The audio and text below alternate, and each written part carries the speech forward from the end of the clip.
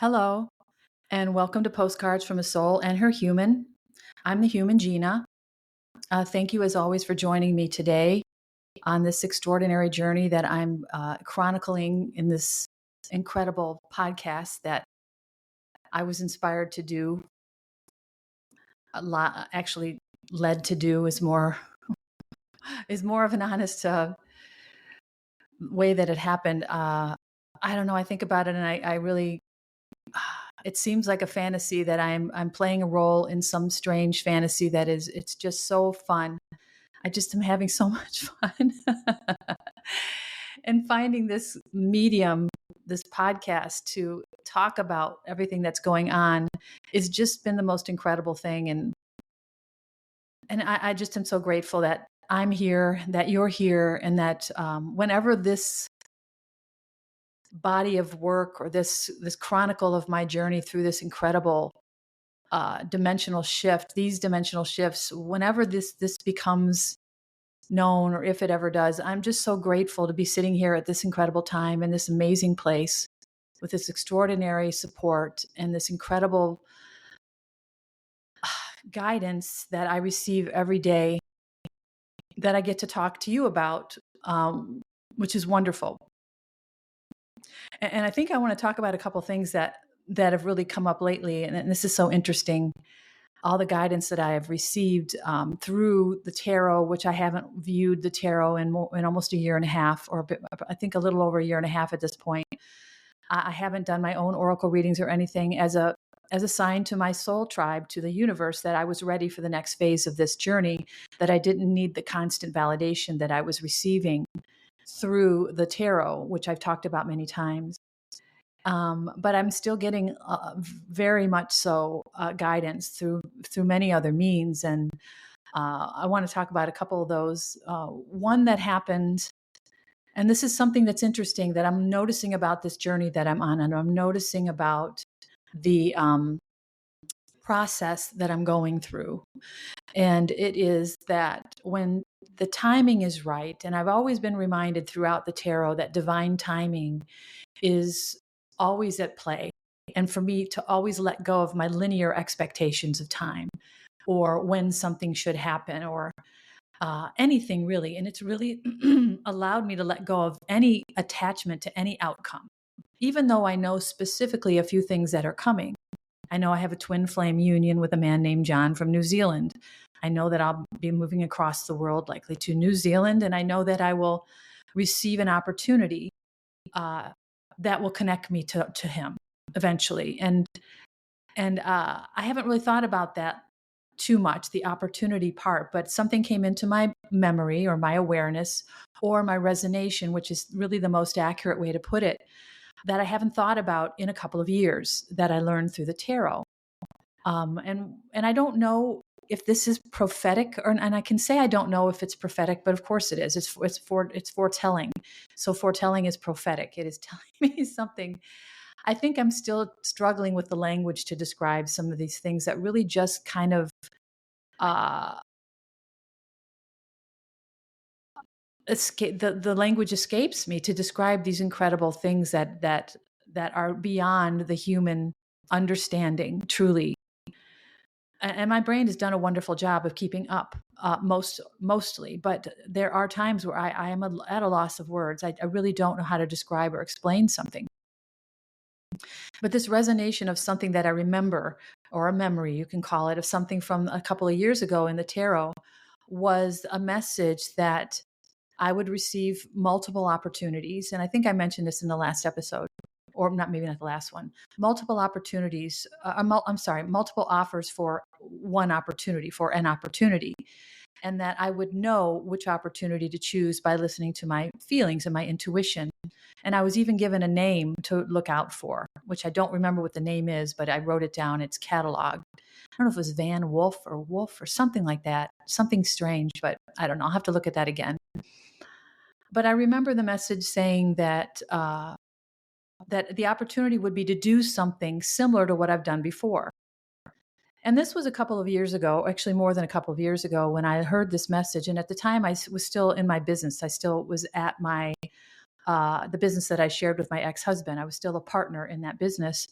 But the first thing that popped into my mind when I received that message was a very short opportunity that I had, which really was a catalyst for me leaving my corporate job, uh, and to kind of venture into the unknown with my what my career would be. I thought I did receive an offer through my website, which I was a life coach at the time, and I'm doing that in air quotes because I never really life coached many people, and I think that was just an exercise for me to gain uh, a foundational kind of understanding of how to support someone else through my training as a life coach. And I thought it was going to be my business. I worked at it for a couple of years. I went through a certification process and I got my certification. I built a website. I even wrote a book that I considered a gateway book into coaching, and I self-published it, and it's out there in the Amazon books ethos, with nobody really looking at it.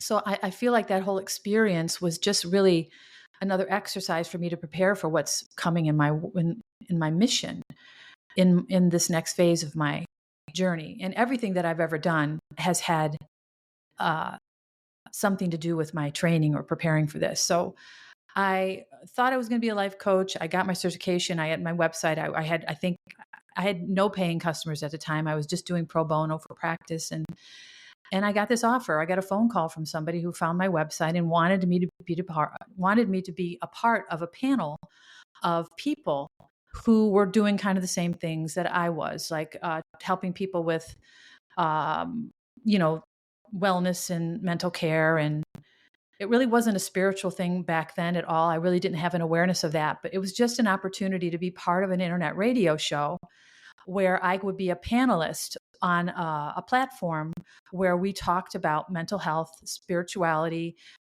general health. And my category was going to be self-care and self-realization, even though at the time I didn't call it that. The name of my website was, what was it? Oh my God, Holistic Life Coaching, because I couldn't find a discipline because it all seemed so broad to me. I just wanted to help people in general. So I received this opportunity that really, at the time that I had just finished the book, I had my website, everything was done, and I was just ready to go into this new world. And this was an opportunity for me to leave my corporate job, which was getting tenuous.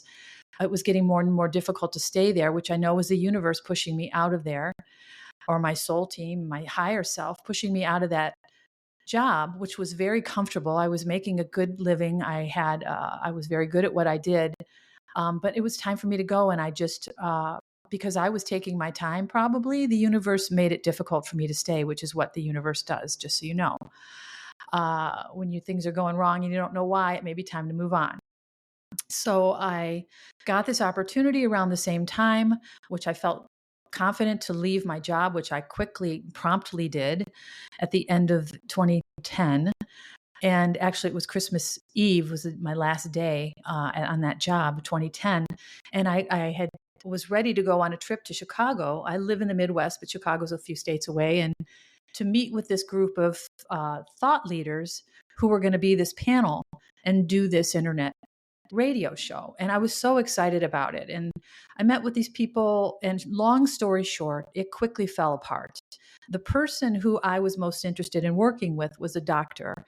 And I think I mentioned this maybe a while ago, who had discovered the connection between our organs and our emotions, and how certain emotions or categories of emotion affect specific organs. And I thought this was so incredible and a burgeoning science. And I really didn't know much about it, but I was excited about working with this doctor. And he was going to be part of it. He was a partner with the gentleman who contacted me, and it was their platform and all this stuff. And I knew very early on that I wasn't going to fit in here. And what had ended up happening was when I came back from Chicago after a weekend there, meeting with everyone and strategizing how we were going to create this platform and what we were all going to do, the doctor had a falling out with the gentleman who contacted me, and he left the partnership.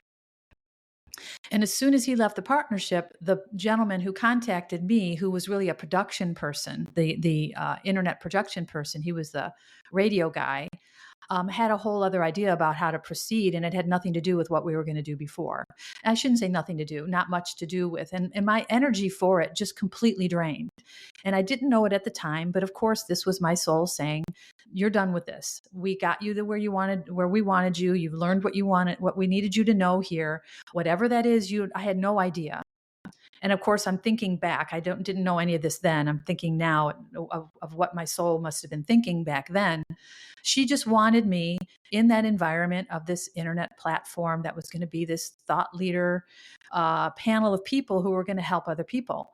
And it didn't work out. As soon as the doctor left, and other gentleman who started strategizing about how we were going to, at the panel, we're going to get guests to come on. So we had to solicit other people, and I just completely lost it. I said, and I called in at the meeting and I said, "I'm so sorry. I'm going to pull out. This doesn't feel like what I want to do anymore." And I gracefully withdrew myself from the panel. And that's when I started helping my ex-husband with his business at the time, which was a do-it-yourself trash removal. And another long story short, within a couple of years, we had a liquidation business, an estate liquidation business. And then a bit later, another year or two later, we had an auction business. And that's where I spent the last 12 and a half years, up until 2 years ago when I retired. So when I got this message that said, "You're going to do something similar to what you've done before," the thing that popped into my head was this internet panel platform where I would be a panelist on some sort of platform that helped other people. And I don't know really any more than that, but that's what popped into my mind. Because I was still working in my business, and I knew it wasn't going to be related to that. And my corporate job, never even entered my mind. I just knew immediately that this was going to have to do with something relating to what I almost did with that internet radio show. And this was more than 2 years ago, because it's been almost 2 years since I viewed the tarot, and it's been over a year and a half. And I know it was early on that I got that message. But I'm sitting the other day thinking about nothing in particular, and into my awareness pops this memory of this message about what I might be offered to do. And I don't know anything, and I just want to make that clear. And I had to kind of reconcile this with myself. The last couple of days I've been thinking, well, Gina, what are you doing?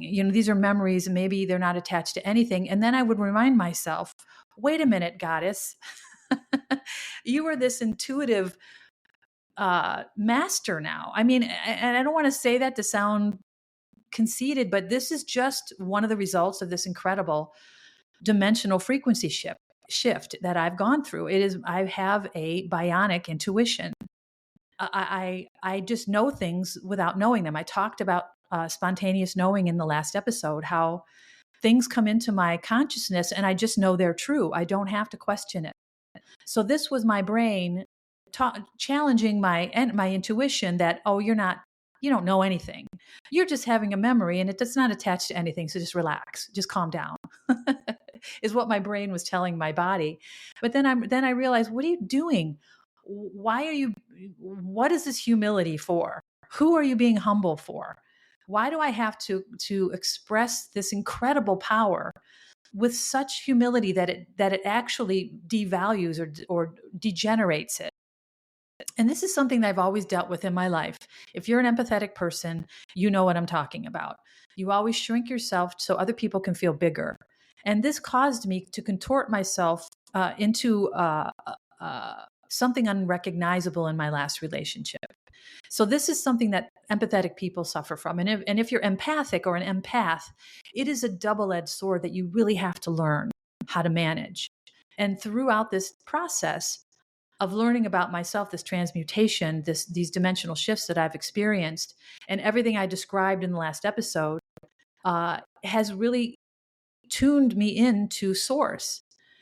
And Source is my higher self and anyone else on that resonation who wants to speak through me, to bring something into this earthly plane through my awareness or my intuition into my brain and then out of my mouth.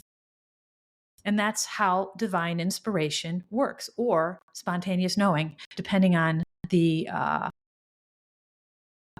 how aggressive it comes in and how clear it is.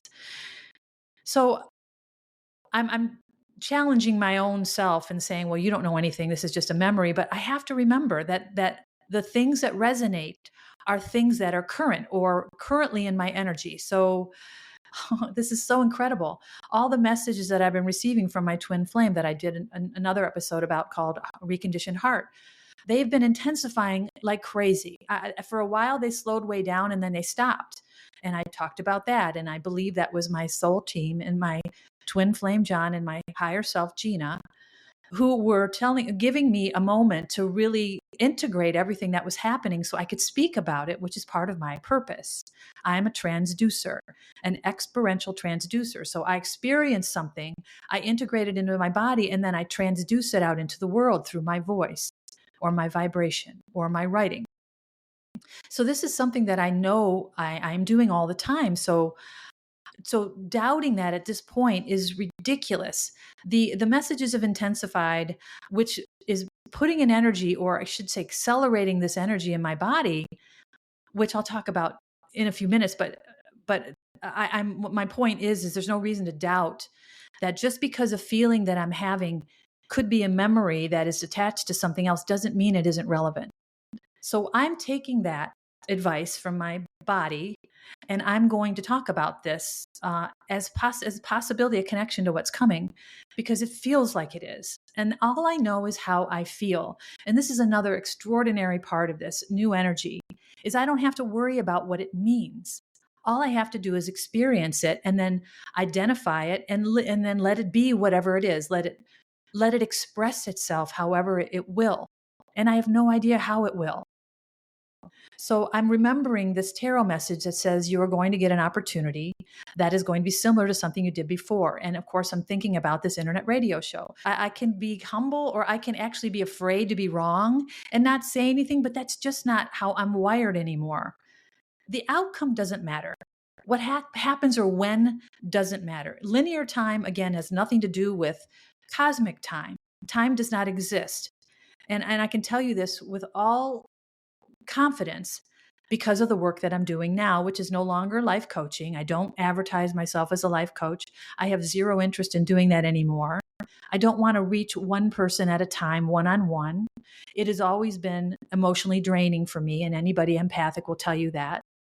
I want to reach people on a broad scale. That's why I'm doing this on a microphone on the internet instead of in an office with one person. And so I don't know what's going to happen, but it just feels so good to share this. And I believe this is why I've shared everything that I've learned. And again, no need to be humble here. I was compelled to tell you a few episodes ago about all of these prophetic or foretold things. And I guess maybe it's part of this design, of this purpose, is for you to know all that before it happens. I don't know, but here I am speaking about it again. This prophetic message, which is all of them are, every tarot message I've ever received in there, I have a catalog of probably close to 200 of them, were telling me what to expect in my future. And this is one of the things. And it also said that many, many times through the tarot that I would meet my twin flame through this connection, through this opportunity. So anyway, I just wanted to share that. And I did have another dream recently, which is fun. And again, I'm going to share it because it doesn't really matter what's true. I'm sharing what I feel, what I believe, what is resonating. And that is the most important thing, is to trust that resonation. So here we go. This is so much fun. I'm having such a blast. I was telling my daughter about this dream and she said, "Mom, why do you always dream about celebrities?" I said, "I don't know, but they always happen to be a celebrity." So anyway, I've been not asking my soul team, but I've been talking about when I speak to my twin flame, John, which is a lot lately. He's been sending me many, many messages. So we speak often, usually in the evening. I don't really think much about him until it's the end of the day. And I see a message on my social media that makes me think of our union and what's coming, and how these messages are opening me up and preparing me for this incredible union, how they're intensifying now more than ever. it just makes me feel like something's going to happen, and maybe very soon. But I'm sitting there, when I talk to John, I say, I don't know how old you are. And that's something I'm really curious about. The only picture I know of him is on his website. I don't know anything else about him. And he looks about 40. And I don't know if he is 40 or if he looks a lot younger. So I'm always kind of opining out loud about, well, I wonder how old you really are. I'm 61. I'm going to be 62 this year, 2024. And it's just been a curiosity. And I've never really asked for validation, but I had a dream. And I woke up kind of laughing at myself that, oh my gosh, I think I know how old he is. I had a dream that I was on a date with, are you ready? Zac Efron. Why Zac Efron? I have no flippin' idea. The man is way younger than me. But anyway, it was Zac Efron. I'm in this restaurant club and I'm having dinner with him and we're talking and I don't remember, I don't hear the conversation, but I know it's almost like I'm observing the two of us. We're talking and he just blurts out that he's 58 years old. He just says, I'm 58 years old. And I said, oh, well, I'm 62. Well, I'm just 62. And I got up from the table because his son, somebody I thought was his son, wanted to go do the Macarena in another room. So I got up and I went to dance with his son. And there's more that happened in the dream, which I also believe is prophetic, but I don't really need to go into all of it. But anyway, that's what I remember in the dream. That he said he was 58 years old and I was 62, just 62. So I woke up laughing thinking, oh, John, you're 58. You just told me you're 58 years old. And you also told me I was 62, just 62. My birthday's in October. And in October, I'll turn 62. So I feel like what resonates in my body is that I will meet him somewhere in that time frame, somewhere in the late fall or early winter. November is what sticks in my brain. I don't know anything. And I just want to make that clear. I'm sharing what resonates with me as an exercise for me and maybe for you to trust my own intuition and not to question it because my brain doesn't understand how the ethereal realm works. My brain doesn't have to understand anything. This is my body speaking to me, through me, and to me. And it is just for me to trust. So there you go. There are two prophecies right there, two foretold events, one in a tarot reading more than 2 years ago that I haven't thought about. And then I have this incredible dream, which was probably 4 days ago, 5 days ago, maybe longer ago. I don't know. Time. That's another thing about time. I mentioned that time, the construct of time has changed. And I did leave out something very important. This was in the last episode. When I said that time doesn't really matter, it sounds kind of stupid, honestly, what I said.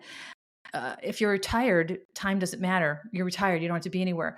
Beyond that, though, and maybe I didn't describe that well, is another thing that I want to mention is when, and this was validated to me in the same video that I talked about in the last episode that gave me the verbiage spontaneous knowing, was that the experience of time changes. It actually quickens. And when I am sitting at my back window daydreaming and I feel like it's been 20 minutes and I look at my clock and it's been 2 hours, that is an expression of that the difference in the way I experience time is I can go lay on my couch for what feels like 10 minutes and I get up and it's an hour and a half and I'm like, where was I? Did I go into another dimension? And of course you think it's your imagination because it's just so strange, but this is also another elemental change in the way I perceive time in this heightened energy, this frequency. So I wanted to mention that. Okay, and I also want to talk about one other thing, and then I think I know what I'm going to talk about today. Something that has been on my mind, and I think understandably so with everything that's been going on, especially with the intensity of the messages increasing. And I think I alluded to it in my last episode about the magnetism between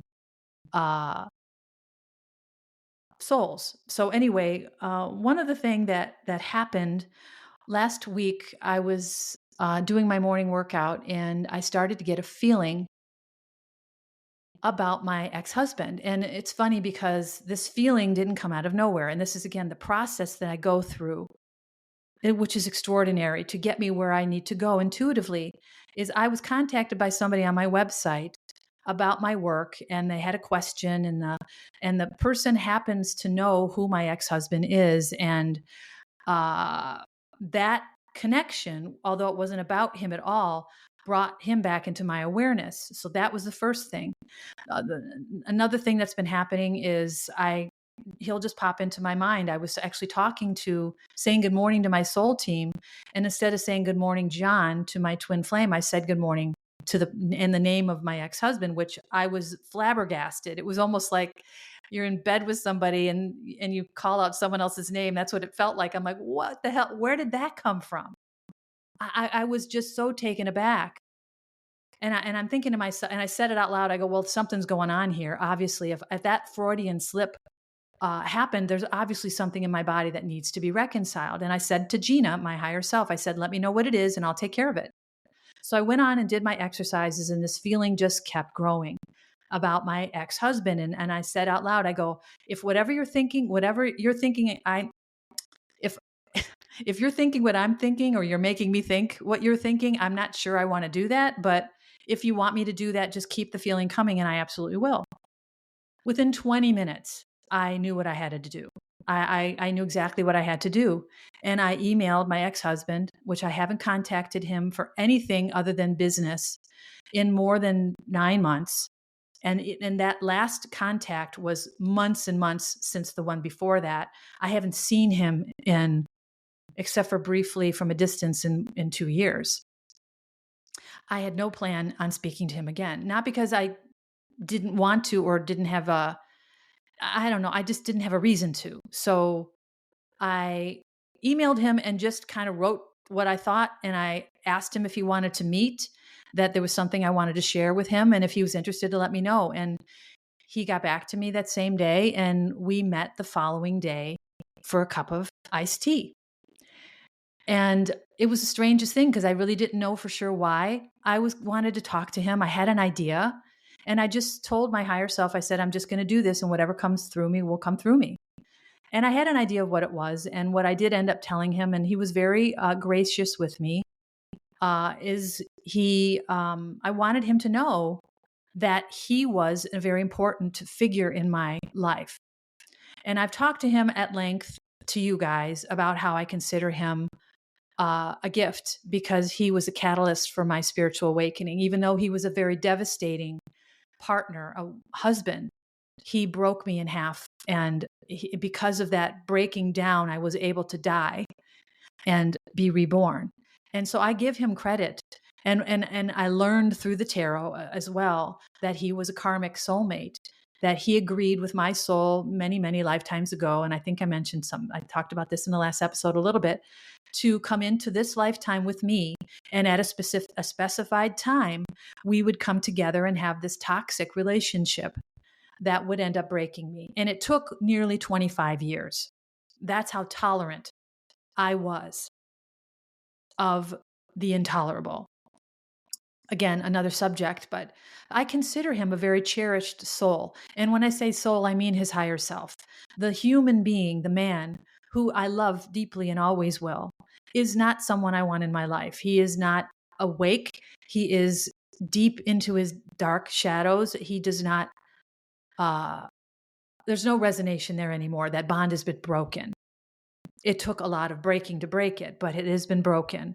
And I just felt compelled to tell him about this connection that we shared. And I asked him, he didn't say much. I asked him, I said, do you know what a karmic soulmate is? I said, what does that mean to you? And he's not a very verbal person at all. And he said he goes, I think it's good and it's bad. And I said, you're exactly right. And I know this about him. He's extraordinarily intuitive. He just isn't connected to that intuition. But I always would see flashes of this. And it always, of course, kept me hoping that we could wake up together maybe in whatever.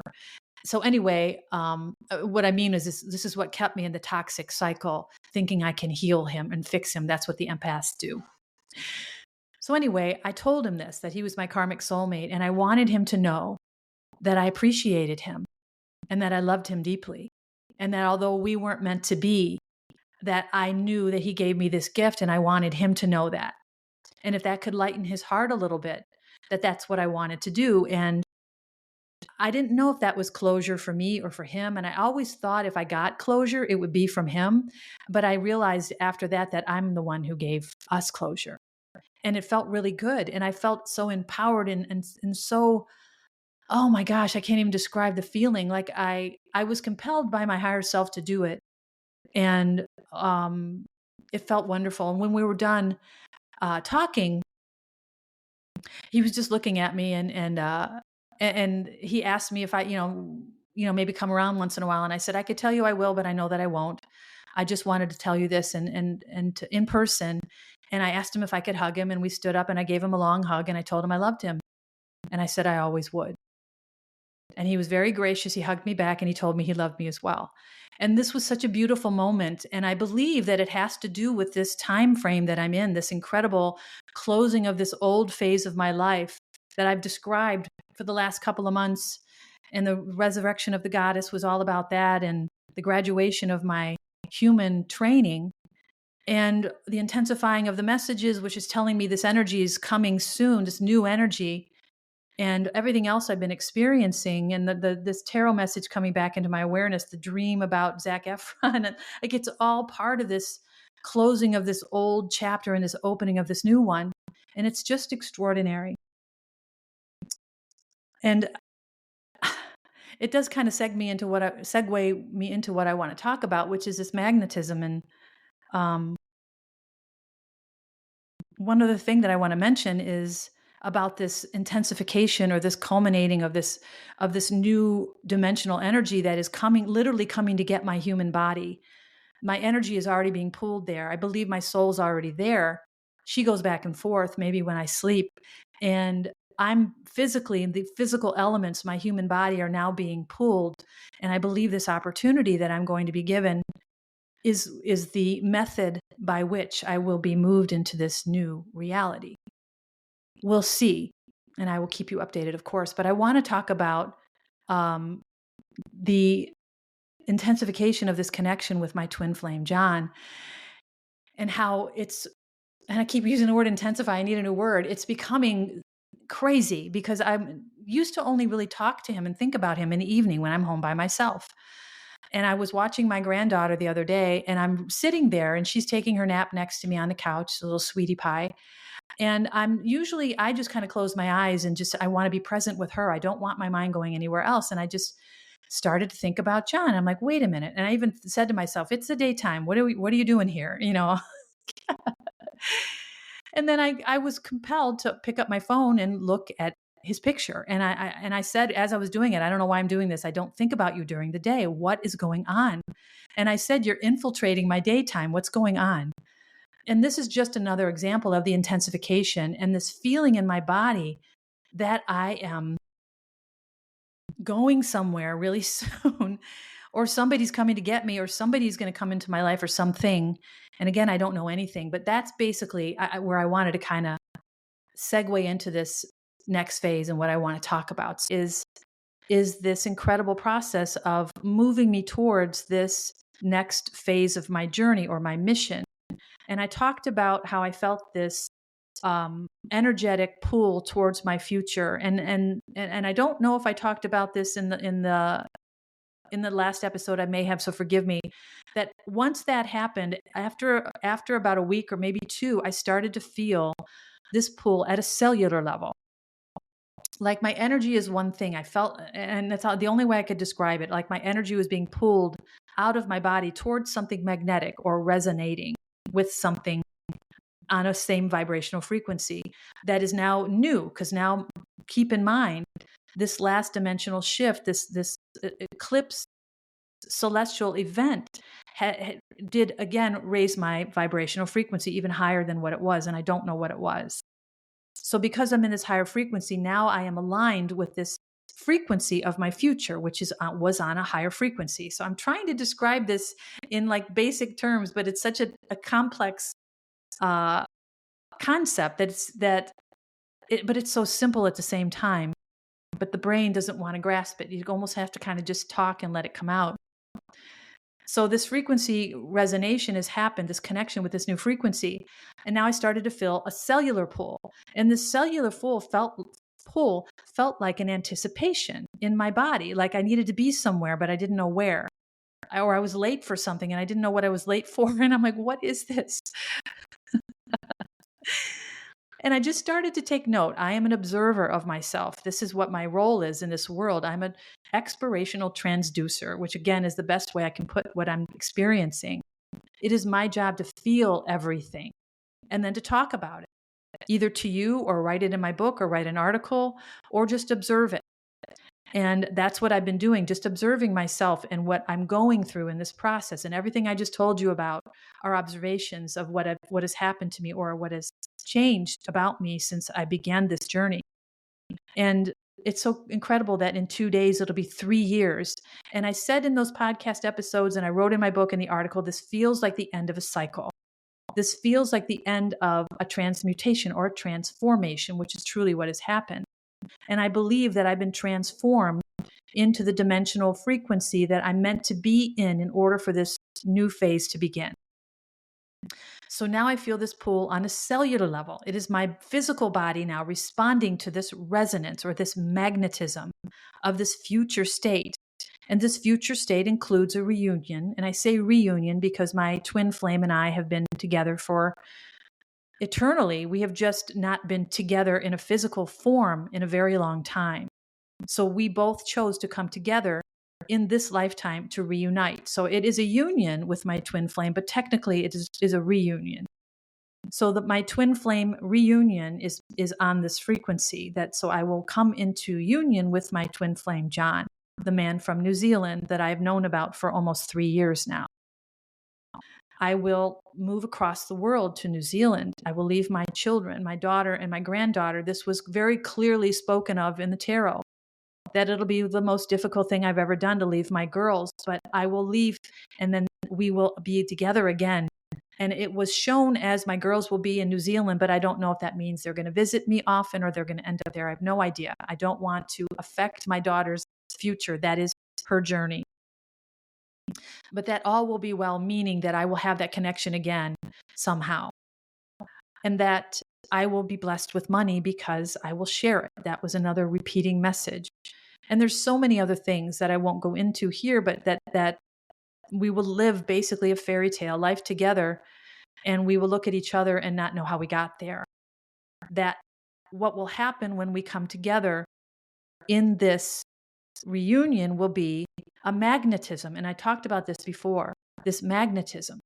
And this is what now the next stage that I am physically feeling in my body. And it's been the last few days, and I'm talking to my soul team about this a lot because I'm observing how I'm feeling, and I don't know what's going to happen or when.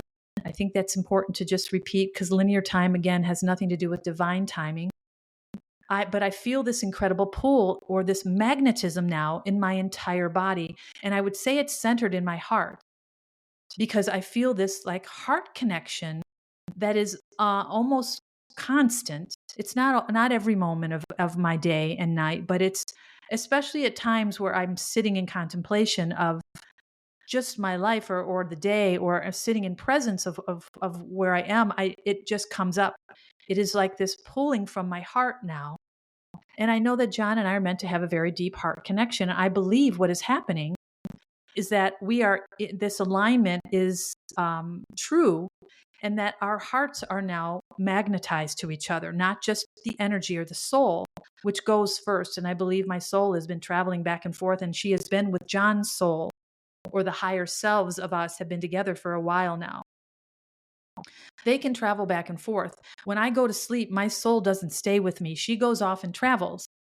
She goes off wherever she wants to go. And I imagine where she spends a lot of her time is with John's soul, because they are already together. This magnetism, before I started to feel it in the physical form, remember we have 7 bodies. It all has to permeate all these bodies. My energetic bodies that reside outside of my physical form are already in this energy. It is now pulling the physical elements, and I've talked about this too. The physical elements, which is my physical body, towards this incredible future, this resonating frequency, this dimensional future that I'm meant for, that is my destiny and John's. So I feel this in my heart now, and it's undeniable. And I just keep saying out loud, this is undeniable. This is not hopeful thinking, which I was guilty of a couple of years ago. And I talked about that time when I was desperate to meet my soulmate because I was lonely and I was in pain from my old relationship. And I had to go through all that transformation in order to get in this frequency. I couldn't have done it then because I was in a lower, denser frequency. So now that I'm in this higher frequency, this dimensional shift has taken place. I went from an energetic pull to now a cellular pull. Now I'm feeling a pull from my heart. And I keep looking at the time, like, well, do I have to be somewhere? I feel like I'm late. Like, what's going on? I mean, this anticipation is almost palpable. And it's not constant, but it's frequent enough for me to talk about it. And I keep saying out loud, I mean, I'm not wishful thinking. I know I want to meet John. I want to start this new phase, but I don't want to hurry out of the phase that I'm in because I'm spending time with my girls. And I'm in this incredible solitude, and I don't want that to change until it needs to. However, I feel this incredible anticipation for what's coming, and it's almost, I can only describe it as magnetic, like a magnetism. And I was sitting in my chair this morning, drinking my tea, and thinking about this feeling in my body. I'm like, what is this? And I said out loud, it feels like a magnetism. And then I said to myself, oh my gosh, I know what magnetism feels like. It is, and it's so funny how serendipitous, or how it's the only word I can use. It is just the most meaningful term to use to talk about what I'm exposed to that helps me contextualize everything that I'm experiencing. Last night, I turned on a movie on Netflix that I haven't seen in a very long time. And honestly, the first time I saw it, it wasn't all that interesting. But it came up again, and I'm like, oh, let me watch this. And I just turned it on without thinking. And it was 50 Shades of Grey, which if any of you have seen it, it's an interesting movie, but it has a sexual premise, which I think is why I didn't really care too much about it to begin with. It's interesting and it's romantic, which of course I'm a romantic and I want to feel things, and I usually end up feeling things. But I remember this movie, and I actually read the book too. The book was much more exciting. But I didn't think much of the movie. But I ended up turning it on. I'm like, okay, I guess I'm watching this movie again. And if you take away the sexual premise, which is PG rated, it's meant to be more, but it's PG rated. When you take away the sexual premise, it's a love story. It's about a man who is basically a little boy trapped in the body of a wounded adult male, and a young woman who is this illuminated being who he is helplessly, magnetically attracted to. And she, because of her, and forgive me for being too observant here, her lower vibrational tendencies to want to heal everybody, she's magnetically attracted to him. This was the relationship that I had with my ex. I was the butterfly who didn't know she was a butterfly, and he was the vampire that I had no clue would drain me of my life force, because he looked so innocent and he just needed healing. So that dynamic was the same dynamic as in this movie. This beautiful young woman who was a virgin, who had no idea about sex and being with a man, was hopelessly magnetically attracted to this man who was her worst nightmare. And I know the movies end well, but that's not real life. We all know what really happens. He drains her completely. She ends up in rehab. That's how it goes. But of course, the movies end beautifully, which is the reason why, I don't mind watching them. So anyway, that movie was, of course, a representation of this feeling. And I remembered this feeling with my ex-husband because this dynamic was so clearly being illustrated to me in this movie again, thereby reminding me in my body why this magnetism feels so familiar. When I was with my ex-husband, I didn't understand what was happening. Before I knew it, we were together 6 months and then a year. And he would always say we were together a lot longer than we were. And I would always think, oh, it's weird that he said that, but it means he cares about me. And of course, I just accepted it. I didn't think much. I just allowed myself to be pulled into this relationship. And I remained in it for 25 years. And even when it got destructive and terrifying and malicious, I didn't know how to get out. And this is why I had to be pulled out of this relationship by my ear, because of this magnetism. And it is disorienting. And if you've ever experienced this with somebody, this is the soulmate, soul contract connection. I've never felt it with any other man that I've ever been with, including my first husband, who I cared about deeply, who is the father of my daughter. I've never felt this with anyone. I could not get away from him. I talked to a psychologist. I tried to stay away from him. I left him 3 times. This is what I went through, was trying to untangle this nest of vipers that had become our energetic connection. This is the soulmate contract, the magnetism of being completely turned upside down and not having the brain as an assistant or a director of you being able to move on. You're helpless. I was helpless in his energy. And I didn't understand exactly why until I saw that movie last night, which of course ignited an energetic or embedded memory in my body, which caused a thought process this morning, which caused me to get on this microphone to talk about this. This is the serendipitous, synchronistic nature of my life. And trust me, it's going on in all of our lives, no matter what frequency we're on. We just don't know it. I am acutely aware of it. I have a front row seat. I have a ticket to the show. I'm watching myself evolve with my third eye, which is my ability to observe myself as a third person having this experience. It is incredible.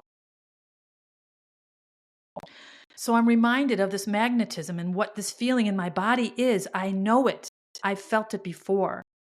The difference was then I was in an environment and with an entity or an energy or a man who was a negative impact on my body, on my heart, on my life. The negative impact was absolutely strategic, and my soul strategically placed this dynamic, this relationship with the contract or the agreement from my ex-husband, who is a karmic soulmate, that he would come into my life and cause this incredible death of my old self so my new self can be transformed, reborn into this higher frequency goddess that I have remembered that I am. Again, this is awakening of dormant DNA. I'm not somebody that I'm somebody new. I haven't transformed into somebody new. I have been reminded of who I actually am, of the being that I've erased my memory of when I came into this incarnation so I could have a pure, genuine experience. If I would remember that I was a goddess, I would have checked out boyfriend 1. I'm sorry, I would have checked out at the parent level. I mean, you have to understand this, what we do. So I know this magnetism, this feeling, I've felt it before, but it was horrifying because it caused me to not be able to leave this man. I remember saying to myself, what are you doing? You've left relationships much more important. A good example is my first husband. I had a 3-year-old daughter with him, but I was able to leave that relationship because I knew it was the best thing for me and my daughter. It was a no-brainer. I didn't leave him over and over before I left him. I just left. I knew it was time to go. So why was this one so difficult when there was no children between us? Do you see what I'm saying? This is the soul contract. This is the soulmate contract. More devastatingly, this is the karmic soulmate contract.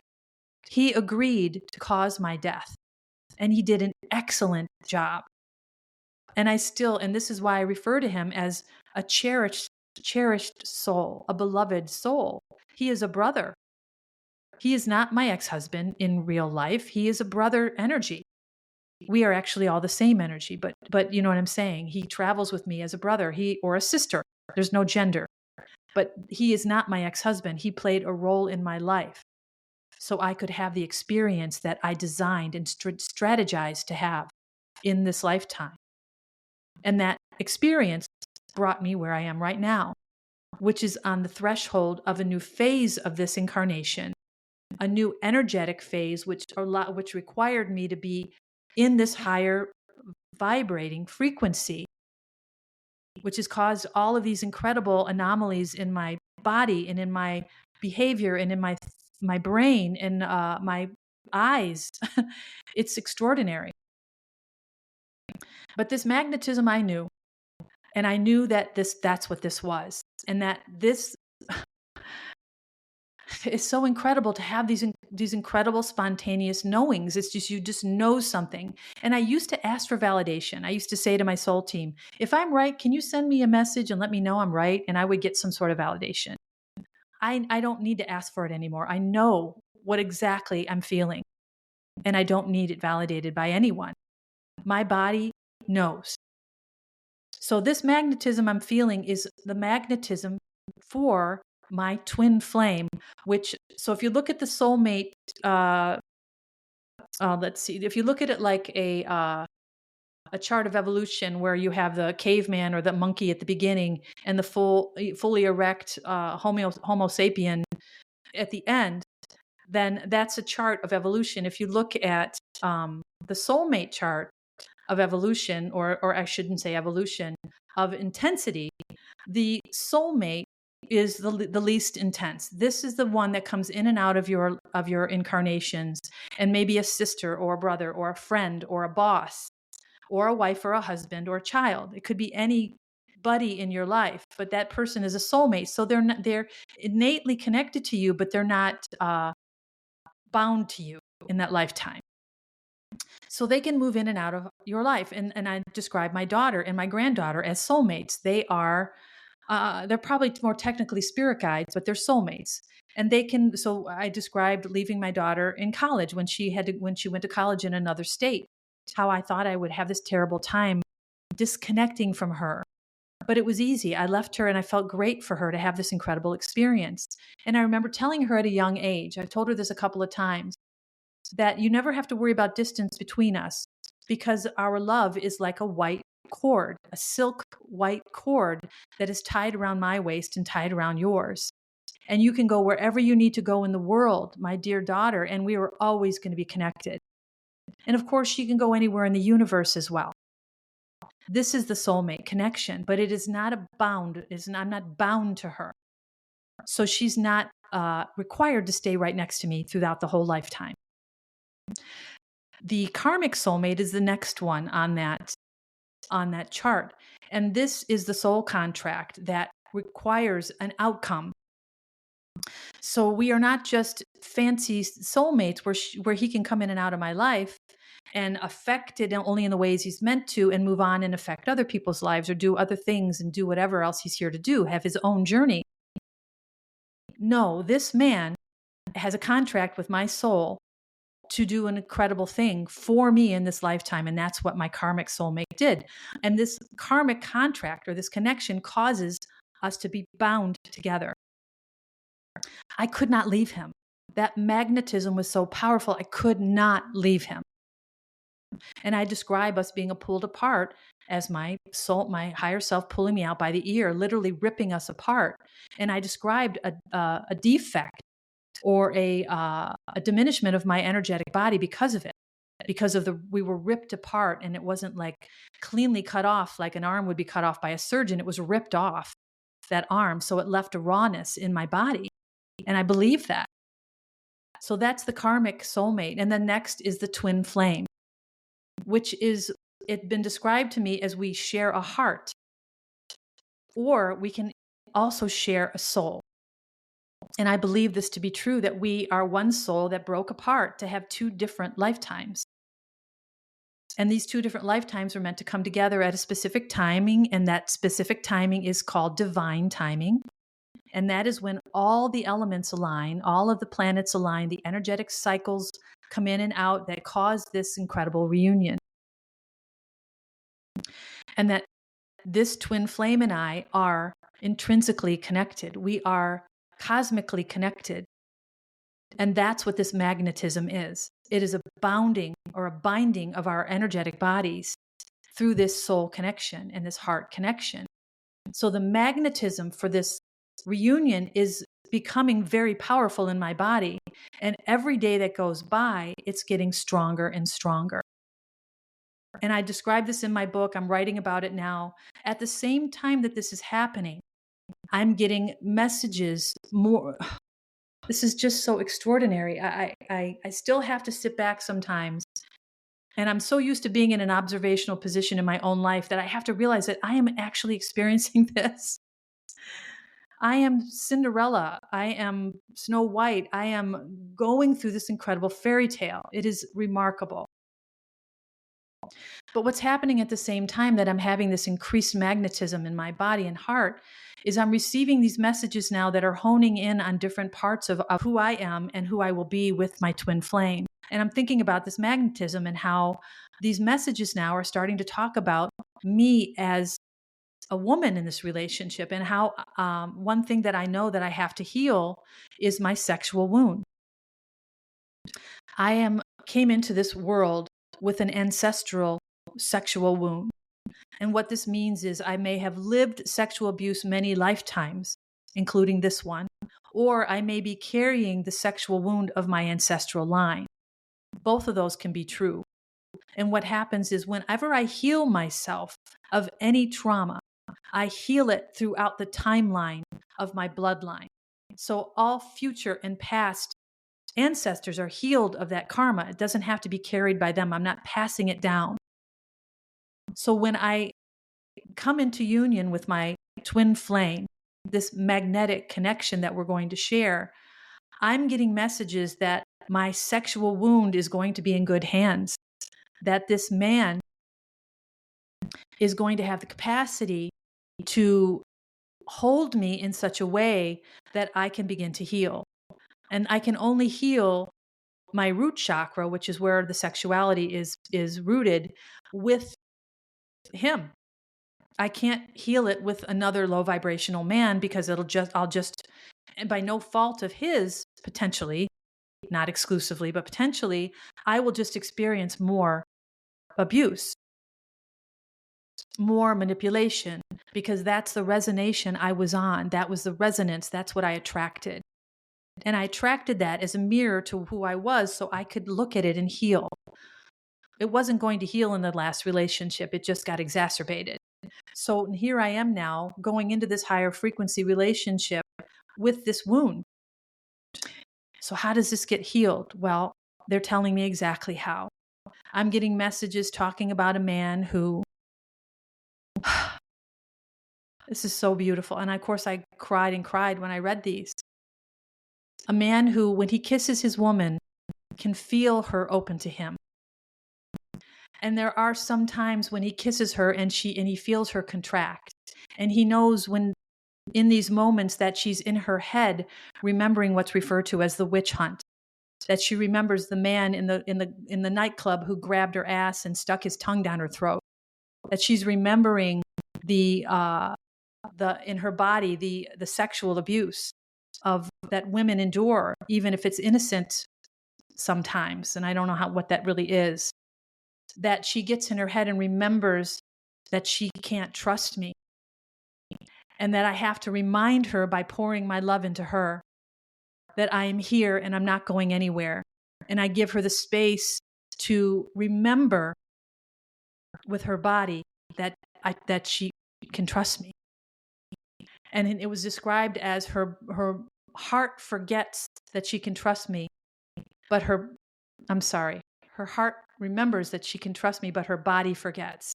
So when he touches her, she recoils because she remembers the pain, the wounding, and how he, as a conscientious, empathetic, emotionally, intrinsically soul-connected man, can pour his love into her and embrace her in such a way with patience that when she realizes that he loves her and that he's patient with her, that she heals a little bit more.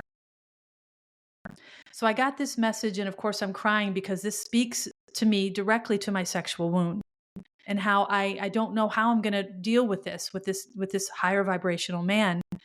So after I read the message, I'm sitting alone in the dark in my living room before I go to bed, and I started to talk to John, which I do a lot these days. And I said, listen, brother, I'm no regular girl. I am a woman who knows herself now. I have been reborn. I'm going to be inquisitive. I'm going to require you to look in my eyes. And I don't know if I said this before or not, but I believe the eyes tell you who a person is. And I'm only going to tell you this from my experience. And forgive me for talking about my ex again, but I don't mean to say anything negative about him, except for this is an observation. When I would look into his eyes, which he would never hold my gaze, and when he did speak to me, he only would sit next to me. He would never look at me. And of course, these are all red flags that I didn't know to appreciate at the time. But when I did look in his eyes, they were a very deep brown, but they were solid brown. There was no dimension. And it was like looking at two shields. And I always remembered thinking, that doesn't feel right. It feels wrong to me that I can't see into him through his eyes. And so, of course, this is something I'm acutely aware of, is the connection with the eyes.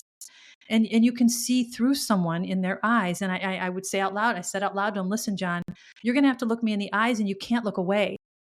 I've never had a man who could look me in the eyes and not look away, because I'm in this intense, radiant energy. And I was even before I knew I was. And now watch out. So I said, I need you to look in my eyes, and I need you to be patient with me as I describe to you what I've been through. I need you to understand what I need from you, which is patience and understanding and a gentle touch. And I need you to embrace me in a way that isn't sexual.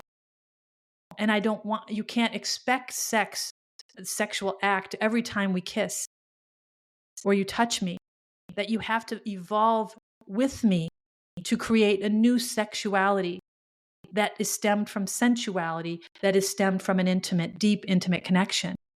And that I cannot surrender to you until I feel this intimacy, this trust. And I can only get there with you if you are honest and vulnerable about yourself. And this is how we create this conscious love, which I talked about in the last episode. And I said to him, if you are this man in these messages, then you will have the capacity and the heart, and we will have this magnetic connection, that you will be there for me in this way, that you will be a catalyst for my healing the sexual wound. And I said, I don't want to experience sex as a recovered abusee. I don't want to experience sex just to tolerate it. I want to transcend what I've experienced. I want to erase and burn out this embedded memory in my sexual body. I want it gone. I want to transcend this, and I want sexuality to be a genuine and authentic and natural expression of our intimate love. I want it to be sensual. I don't want the sex act to be the goal, the orgasm. And there's a whole other thing here, which I won't go on into either, but read tantric sex and you'll know what I mean. There's a whole other world of sexuality that doesn't have anything to do with the genitals. And I want to explore that world. So I'm reading this book, and dude, you're reading this book. And we're going to learn this together, because I'm not entering in this union with that old mindset and that old body memory. That I want to transcend sexuality into sensuality that is other dimensional. And I want our sensuality to stretch across the bedroom, to across the breakfast table, to where a glance from you can ignite my body, but it doesn't have to end in orgasm. It carries me throughout the day. And when I see you at night and we touch for the first time, it's electric. I want this electrical foundation in our relationship, in our bodies, to always be there. To transcend the orgasm, to transcend the physical frictional act of sex, which to me is so clear now in this higher vibrational energy. How sex in the lower vibrations is a tool of manipulation, and it is a tool to keep a man drained when a woman is insecure, and it's a tool to keep a woman feeling diminished. It has been toxified by lower vibrational entities. Again, another whole topic, but think about that. There are good entities and bad entities, just like there are good people and bad people. And in the lower vibrational frequencies, we are resonating with those lower, darker energies, and they have a way of permeating into our lives. It is only when we can start to think positively instead of a negative thought, change it for a positive thought. Think about what's good about your life instead of what's bad. Think about what you can change instead of what you're stuck in, because there's really nothing you're stuck in. When you start to do that, you start to break away from those lower frequencies. And when you start to raise your vibrational frequency, the lower vibrational people in your life become annoying. Why don't I feel like I'm gelling anymore with Sally? We usually like to gossip about everybody, and she tells me about her horrible boyfriend. I tell her about mine, but why isn't that enjoyable anymore? Why is she annoying? Because your frequency is raising. You are pulling out of that. And in order to aid that, you have to keep feeding it. Okay, back to magnetism. So I'm feeling this incredible magnetism and this incredible messages at the same time. So I'm talking to John about this message and about how I need him to understand me. And I will tell him through my vulnerability and honesty who I am. I'm an open book at this point. And I need him to be this man that he says he is in this message. So I go to bed the night before last. I have my day yesterday, I go about my day, and last night I open up my social media and there's another message from John. And I describe this in the book, which I wrote yesterday in my book about this, about how it was a direct response from another dimension, from the man who is my soulmate, my twin flame magnetic connection, who just happens to be in another dimension right now. But I might as well been on the phone with him. And no, you can't hear the other side of the conversation if you're just listening to me. But if you were in his dimension, you would hear his side of the conversation, and this is what it was. He basically told me in this message that a real man understands that the opening of a woman is where his pleasure comes from, and that a boy pretending to be a man does not appreciate that. He just wants sex, basically. And that a real man in his power, in his essence, knows that when a woman opens naturally to him, that he's getting the nectar that he seeks. And he's not referring just to sex. He's referring to her open heart. And he's saying how an evolved man will hold her in a way where she can feel protected and safe, seen. And in that incredible energy of this evolved man, she can begin to open. And that she won't force this opening because he doesn't want that. It says that I don't want a woman to give herself to me too soon because she's doing it out of fear of being rejected, fear of being of not pleasing me. She's doing it from a place of disempowerment, and I don't want her to feel that way. I want her to be fully embodied in her goddess, and there was the word again, goddess energy. And it is actually the process of her opening to me through this building of trust in me, the man in her life, that is the pleasure that I'm seeking. That it is time and space, and it is the words he uses, I'm here, that he wants to give his woman, who is me, so she can heal in his loving energy, in his patience, in his love. That each time he shows her this patience and this understanding that he sees her, she heals just a little bit more. And she opens just a little bit more. And it is her opening naturally like this rose, this goddess that he seeks. He doesn't care about the outcome or the sex. It is about her opening and embodying herself as a full womanly goddess. And that was the I wish I could read the messages to you, but I don't want to get any copyright issues with these incredible authors that I'm on these messages. I don't know enough about that, so I don't want to put myself in that position. But that's the crux of it, or the summary was that he heard exactly what I was saying, and that was his response. Was, don't worry, Gina, I am that man. I will hold you in my light, in my energy, in my love, in patience and understanding.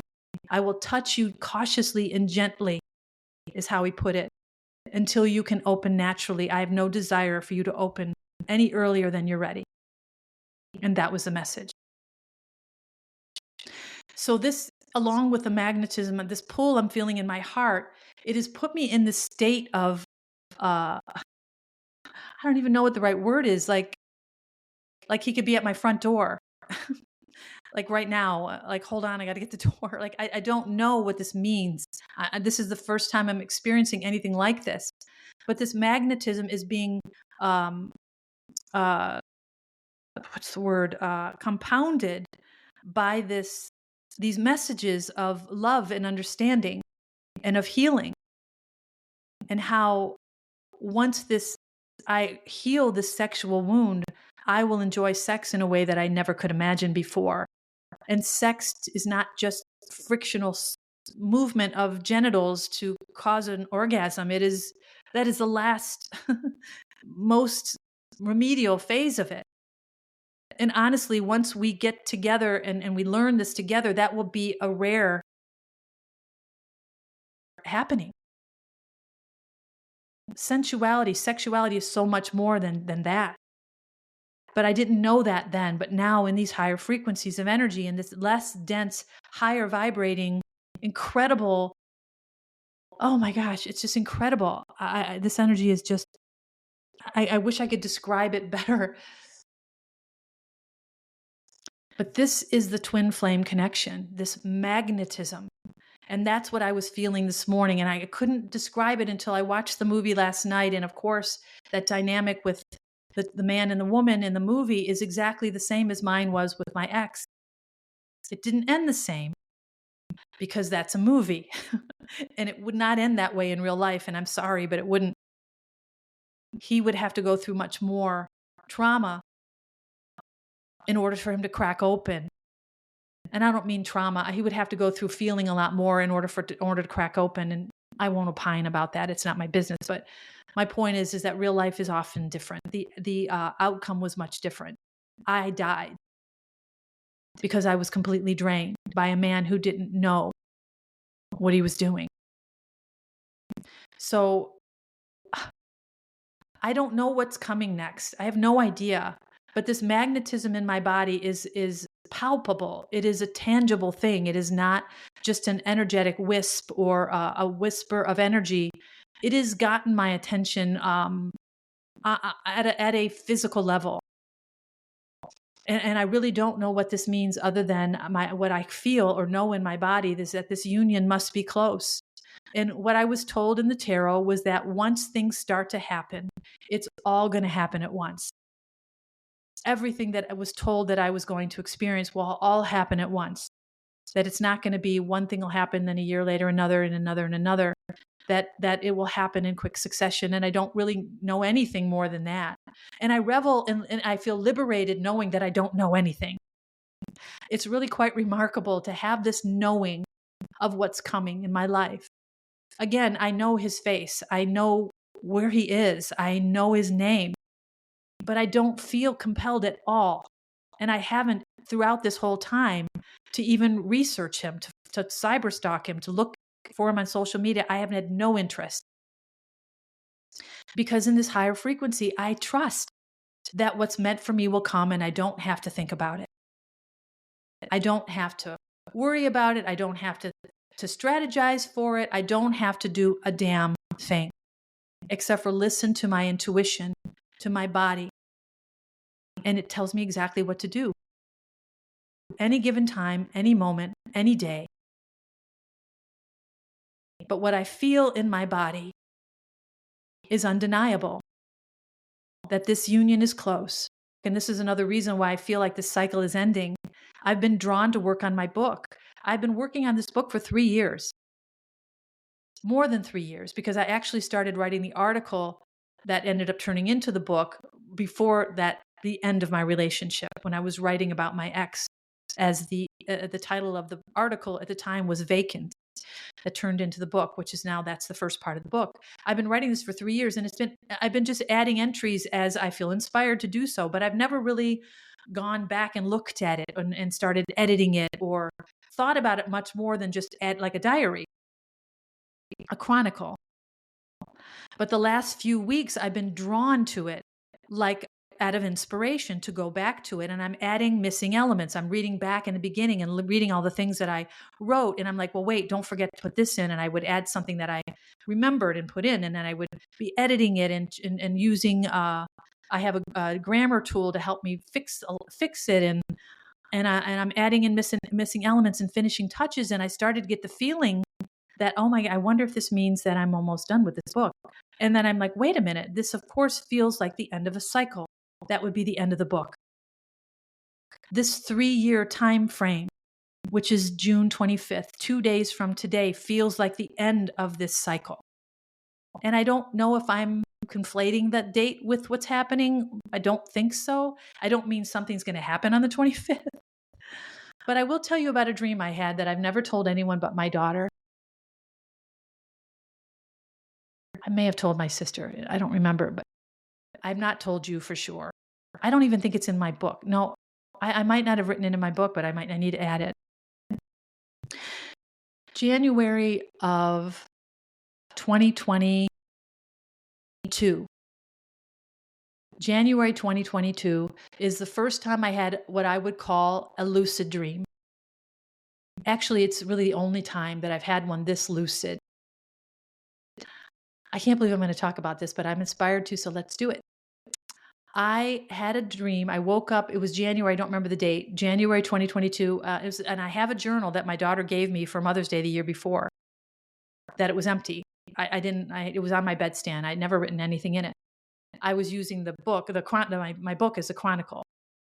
But I figured if I ever had a dream I wanted to remember, I'd write it in there. Well, this is the only one I've ever written in there.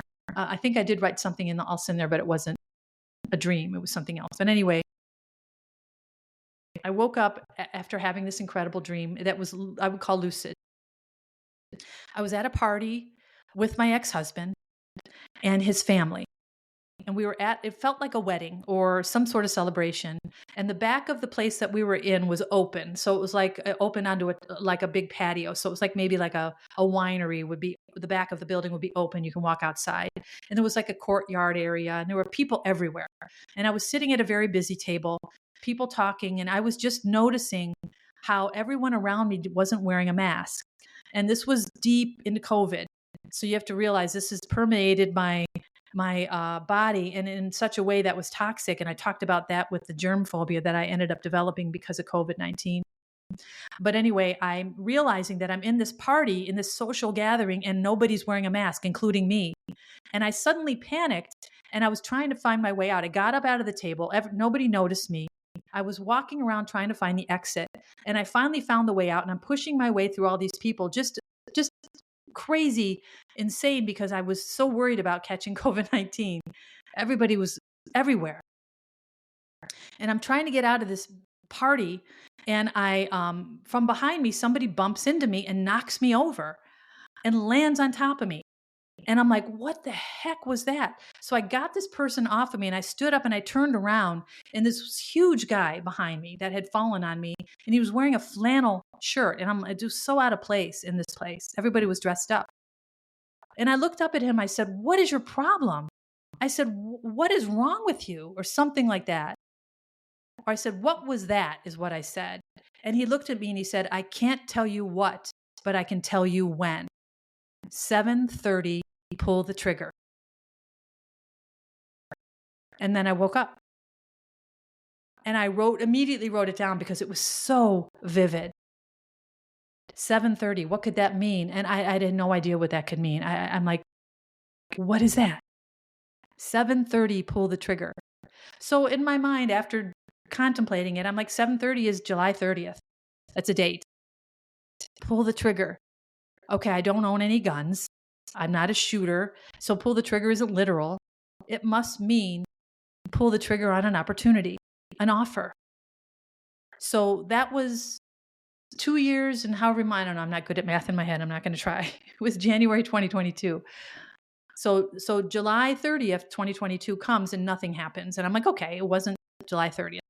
And I remember talking to somebody who said, well, you have to remember with spirit, the time, linear time doesn't mean anything. It could be 5 years from now on July 30th. And I'm like, okay, so I'll just keep it in the back of my mind. Well, July 30th, 2023 came and went as well. Why do I feel like July 30th, 2024 is an important date in my life? July 30th is in a little over a month. And I don't know anything. And again, I am going to plead the fifth here. I don't know a gosh darn thing. But my body feels like that date could be important this year. I don't know. Another thing is I am eligible to collect Social Security. It's 4 months before my 62nd birthday, but I haven't filed yet. I'm not really sure why. I know why. I'm waiting till after July 30th because I don't know what that date is going to bring, if anything. And if I have to go past July 30th and tell you nothing happened, I will laugh with you. I don't care. It's not about being right or wrong. It's about paying attention to me and how I'm feeling. What am I feeling in my body? And that's what I feel. I feel like my book is coming to an end. I feel like my awakening has come to an end. I feel like the heavy duty transmutation or transformation of my body has come to an end. I feel like that my resurrection of the goddess was the thesis for my awakening and honestly for my experience as a human being, an entity in a human being body. I feel like this is the end of a cycle. It's closing in every way. And of course, this magnetic pull to something new is not an accident. It is the next step on my journey. It's like the door behind me is closing. I've stepped out of that room or that house or that world. And now I'm getting ready to step into this new one. And it's magnetically pulling me into it in ways that are almost indescribable. And it's so much more powerful than that initial feeling, that whisper of a feeling of that dimensional shift that I described 3 episodes ago. And I just wanted to share this all with you. I wasn't sure how it was going to come out at all. I hope it was coherent. And I appreciate you so much listening, especially if you stay to the end. And I will report out whatever I observe next that is worthy of a talk with you. So I appreciate you very much. And thank you so much. Have a wonderful day and pay attention to your body and say yes, or I should say, replace those negative thoughts with positive ones. Just take that first step. Beautiful. Thank you so much. I'll talk to you soon.